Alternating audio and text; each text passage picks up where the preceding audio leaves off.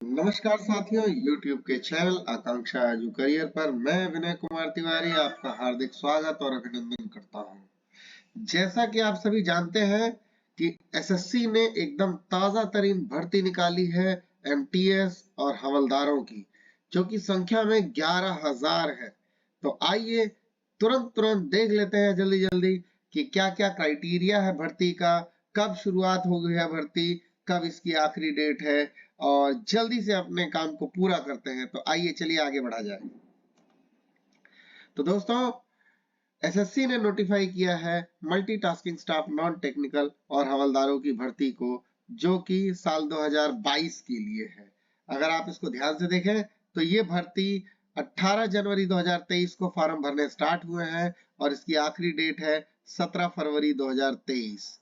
तो जिन भी कैंडिडेट्स को ये फॉर्म भरना है वो आखिरी डेट का इंतजार ना करते हुए जितनी जल्दी हो सके उतनी जल्दी इस फॉर्म को भर लें, क्योंकि आखिरी समय में बहुत ज्यादा भीड़ होने के कारण, लाखों कैंडिडेट्स के फॉर्म भरे जाने के कारण सर्वर डाउन हो सकता है और आपका फॉर्म भरने से रह सकता है। एक बार फिर हम रिपीट करेंगे, 17 फरवरी 2023 इस फॉर्म को भरने की लास्ट डेट है। इसके अतिरिक्त एक और इम्पोर्टेंट इंफॉर्मेशन दी गई है यहाँ कि ये जो एग्जाम होगा ये अप्रैल 2023 में एग्जाम होने वाला है, यानी कि मात्र 2 माह बचे हैं इसकी तैयारी करने के लिए। तो जल्दी से फॉर्म भर दें साथियों और तुरंत इसकी तैयारी में लग जाए।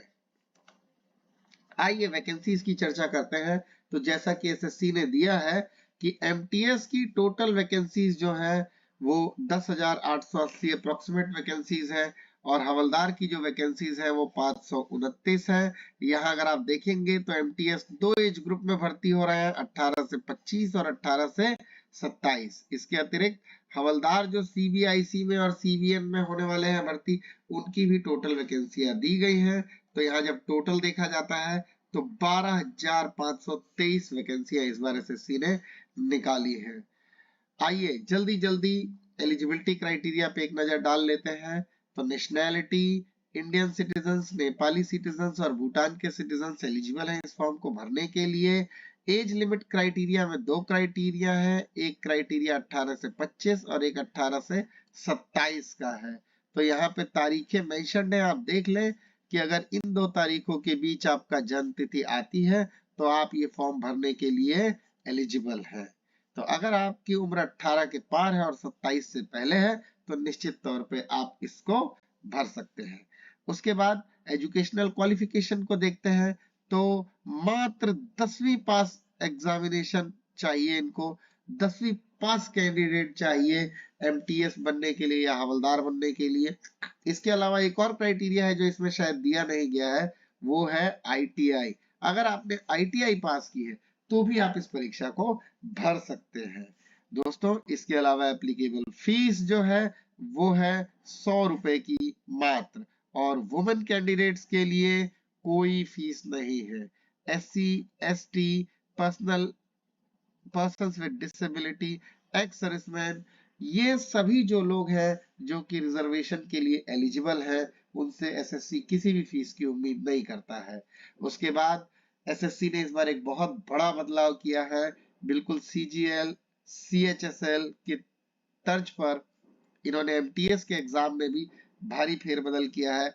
फिलहाल देखिए कि जो भी लोग हवलदार बनना चाहते हैं उन लोगों का एक फिजिकल एफिशिएंसी टेस्ट होगा और फिजिकल स्टैंडर्ड टेस्ट भी होगा। आइए देख लेते हैं कि फिजिकल एफिशिएंसी टेस्ट में क्या होगा। तो फिजिकल एफिशिएंसी टेस्ट में वॉकिंग कंडक्ट की जाएगी जो कि 1600 मीटर की होगी, 15 मिनट के अंदर वॉक करना है, ये है मेल्स के लिए, और फीमेल्स के लिए 1 किलोमीटर की वॉकिंग है 20 मिनट में।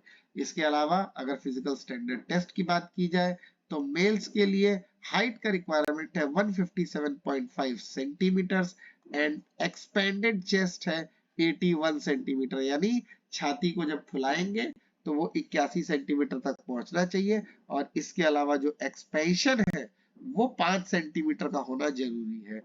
फॉर फीमेल कैंडिडेट्स हाइट दी गई है 152 सेंटीमीटर और वेट दिया गया है 48 किलो। इसके बाद देखिए कंप्यूटर बेस्ड एग्जामिनेशन आता है। कंप्यूटर बेस्ड जो एग्जामिनेशन है वो 2 सेशंस में होगा, सेशन 1 और सेशन 2। तो 2 सेशंस में ये एग्जाम होगा। फर्स्ट सेशन में मैथ्स और रीजनिंग का एग्जाम होगा। फर्स्ट सेशन में मैथ्स और रीजनिंग का एग्जाम होगा जो कि क्वालिफाइंग इन नेचर होगा। ध्यान दीजिए दोस्त, ये क्वालिफाइंग इन नेचर है। इसके मार्क्स जो है वो मेरिट के लिए नहीं जुड़ेंगे। 20 नंबर के 20 क्वेश्चन मैथ्स के आएंगे और 20 क्वेश्चन रीजनिंग एबिलिटी के आएंगे। हर क्वेश्चन 3 नंबर का होगा। टोटल मार्क्स 60 नंबर के होंगे, दोनों ही विषय में 60-60 नंबर के। लेकिन इसको सिर्फ आपको पास करना है। इन सवालों को करने के लिए 40 सवाल करने के लिए लगभग 45 मिनट का टाइम दे रही है एसएससी आपको। इसके बाद सेशन 2 है। सेशन 2 में जो एग्जाम है ये मेरिट बेस्ड है। आपकी जो मेरिट बनेगी वो इसी पे बनेगी दोस्तों, तो इसलिए ध्यान रखिएगा। जनरल अवेयरनेस के 25 क्वेश्चन आएंगे 75 नंबर के, और इंग्लिश भाषा से 25 क्वेश्चन आएंगे जो कि फिर से 75 नंबर के होंगे। टोटल 150 नंबर का पेपर होगा, 50 क्वेश्चन और 45 मिनट का ही टाइम। दोस्तों यहाँ ध्यान देने वाली बात यह है कि यहाँ नेगेटिव मार्किंग भी है, लेकिन सेशन 1 में नेगेटिव मार्किंग नहीं है, ये सिर्फ क्वालिफाइंग इन नेचर है। तो ये ध्यान दीजिएगा कि सेशन 2 में नेगेटिव मार्किंग भी है, और यहाँ पे हर सही उत्तर के लिए आपको 3 नंबर प्लस हो जाएंगे, और हर गलत उत्तर के लिए 3 नंबर माइनस हो जाएंगे। सॉरी, माफी चाहता हूँ, हर गलत उत्तर के लिए 1 नंबर माइनस हो जाएगा। तो इसलिए पेपर को सावधानी से लिखें सेशन 2 के लिए। चलिए आइए देखिए, ये बातें यहाँ लिखी हुई है। There will be no negative marking in session 1. In session 2, there will be negative marking of 1 mark for each wrong answer. इसके अलावा क्योंकि एग्जाम कई मल्टीपल शिफ्ट्स में करने का प्रोग्राम है, क्योंकि कैंडिडेट्स की संख्या बहुत ज्यादा होती है, लाखों में कैंडिडेट्स इस फॉर्म को भरते हैं। भले इसमें एजुकेशनल क्वालिफिकेशन 10वीं है, लेकिन इसको मास्टर्स किए हुए लोग भी करते हैं, पीएचडी किए हुए लोग भी इस फॉर्म को भरते हैं। तो बिल्कुल आप कमर कस लीजिए, तैयारी कीजिए, क्योंकि मल्टीपल शिफ्ट में एग्जाम होगा और इसके मार्क्स नॉर्मलाइज किए जाएंगे। इसके अलावा कुछ एक जरूरी बातें नोटिफिकेशन में और भी दी है, और वो ये है जैसे कि डेट ऑफ बर्थ जो आपको भरनी है वो अपने मेट्रिकुलेशन के मार्कशीट के हिसाब से ही भरनी है। उसके अलावा आप मार्कशीट में ना भरें। वैसे कोई भी भर्ती का फॉर्म भरते वक्त आप ये ध्यान रखें कि अपना नाम, माता का नाम, पिता का नाम और डेट ऑफ बर्थ, ये 4 चीजें आप हमेशा अपने 10वीं के मार्कशीट और सर्टिफिकेट से ही भरें। इसके अलावा जो रिजर्व कैटेगरी के कैंडिडेट्स हैं वो किसी भी तरह का अगर क्लेम करना चाहते हैं रिजर्वेशन का, एज रिलैक्सेशन का या फी कंसेशन का, तो वो क्रूशियल डेट जो है वो है closing date of this application form, यानी के 17 फरवरी। इसके अलावा यहाँ ये भी दिया है कि जो पोस्ट प्रेफरेंस है, यानी आप कौन कौन सी पोस्ट कौन से राज्य में प्रेफर कर रहे हैं, इसको बड़े ध्यान से पढ़िएगा। क्यों? क्योंकि एक बार जो आपने पोस्ट का प्रेफरेंस सबमिट कर दिया, यही एसएससी फाइनल मान के चलेगा। तो मैं भरने वाले प्रोस्पेक्टिव कैंडिडेट्स को ये रिक्वेस्ट करूंगा कि वे पहले वैकेंसीज की सिचुएशन देख लें, उसके बाद ही अपना प्रेफरेंस फॉर्म भरें और अपना फॉर्म जल्दी से भर लें। इसके अलावा अगर किसी भी तरह का क्वेश्चन आपके मन में है तो आप उसको नीचे कमेंट बॉक्स में लिख के हमसे पूछ सकते हैं। हम प्रयास करेंगे कि जल्दी से जल्दी आपके प्रश्नों का उत्तर दें। धन्यवाद। अगर वीडियो को लाइक, सब्सक्राइब और शेयर जरूर करें। अपने दोस्तों को बताएं, अपने घर वालों को बताएं, जो भी लोग तैयारी कर रहे हैं उन सभी को इसकी जानकारी दें। धन्यवाद। Thank you. जय हिंद।